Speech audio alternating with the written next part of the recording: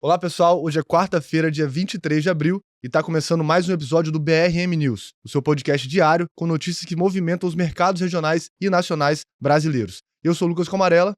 E eu sou Renan Torres. Aqui no BRM News a gente transforma a sua newsletter em um bate-papo direto e aprofundado, Lucas. Se quiser ir além de tudo que vamos comentar aqui, os links, gráficos e fontes estão na newsletter com o link aqui na descrição. É isso aí, Renan. E antes da gente começar, eu quero trazer um lembrete especial aqui que está no ar o novo episódio do podcast Vida Intelectual com William Ling, que é presidente do Conselho da Évora e diretor do Instituto Ling. Foi um papo sobre a sua trajetória, desde a fuga da Revolução Cultural na China até a construção de um legado empresarial e filantrópico no Brasil. O bate-papo já está disponível no YouTube e no Spotify. Vale a pena ouvir, especialmente para quem quer entender como uma vida intelectual sólida pode moldar visões de longo prazo. E vamos para o destaque do dia, Lucas. Começamos com o movimento ousado do setor frigorífico aqui do Espírito Santo. A Frisa, tradicional grupo frigorífico de Colatina, quer crescer 30% e bater 4 bilhões de reais em faturamento. Isso vem após um investimento pesado em automação e melhoria de processos, mais de 60 milhões de reais. É isso aí, os executivos da empresa foram recentemente aos Estados Unidos visitar operações de referência lá no Texas e no Colorado, buscando de fato novas práticas em produtividade e bem-estar animal. A Frisa já tem um rebanho confinado de 110 mil bovinos e abate até 1.880 bois por dia, sendo que 60% dessa produção é destinada à exportação.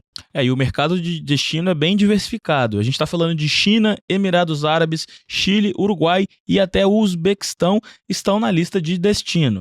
Esse salto de eficiência e posicionamento global é um case importante para a indústria capixaba. É isso aí, Renan. Agora indo para as notícias do Folha Business, o Espírito Santo registrou o segundo maior salário médio no setor do petróleo e gás do Brasil, estimado em R$ 9.225, segundo o anuário do Observatório da Findes. Só perde para o Rio de Janeiro. E mais, são mais de 600 empresas atuando na cadeia de óleo e gás aqui no Espírito Santo.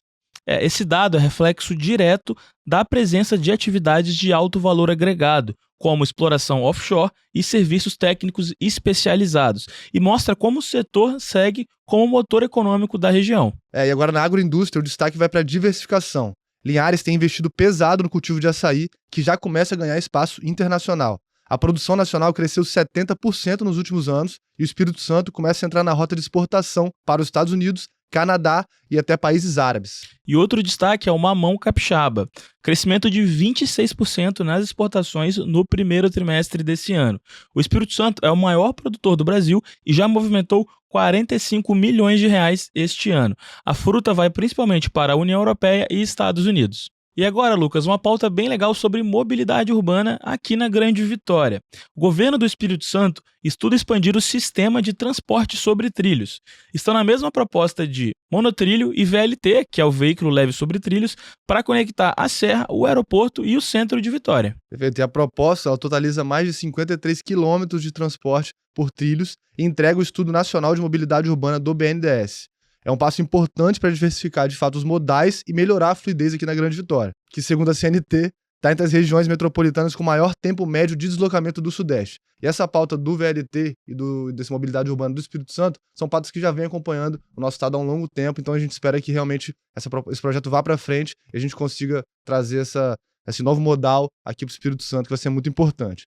E agora mudando de assunto, falando de Brasil e mundo, o Boletim Focus reduziu a previsão de inflação para 2025, agora em 5,57%. E o PIB teve leve alta na estimativa, de 2%. Já o IPCA 15 de abril será divulgado nesta sexta-feira, com previsão de alta de 0,42%. E o ministro Geraldo Alckmin anunciou a revisão no regime tarifário, que deve zerar impostos de importação para produtos que o Brasil não fabrica. A ideia é fortalecer a indústria nacional, reduzindo custos para o setor produtivo. O presidente do Banco Central, Gabriel Galípolo, ele também participou da audiência no Senado e disse que o Brasil precisará migrar para um novo modelo de funding de crédito imobiliário, já que a poupança vem caindo como fonte de recursos. E como de costume, mais um capítulo da guerra comercial envolvendo Donald Trump e as suas tarifas. A tensão global segue crescendo com os embates comerciais dos Estados Unidos. Trump impôs novas tarifas e o FMI já revisou para baixo a previsão de crescimento de praticamente todo o mundo. China e Estados Unidos lideram a desaceleração. E o Brasil ele foi menos afetado nessa revisão que o FMI fez, mas a mensagem do fundo é clara. O mundo precisa reestabelecer a estabilidade comercial. Lula, por sua vez, criticou publicamente a guinada protecionista americana e alertou para riscos geopolíticos graves. E na mesma linha de Lula, Gabriel Boric, presidente do Chile, que está em visita ao Brasil, sugeriu a criação de um grupo binacional com foco em minerais críticos e terras raras, em resposta à escalada tarifária. A guerra comercial está forçando realinhamentos entre os países da América Latina. Perfeito, agora a gente vai para a política. O deputado Pedro Lucas Fernandes recusou o convite de Lula para assumir o Ministério das Comunicações. A pressão interna do União Brasil e o apoio da bancada ao projeto de anistia foram determinantes para essa decisão.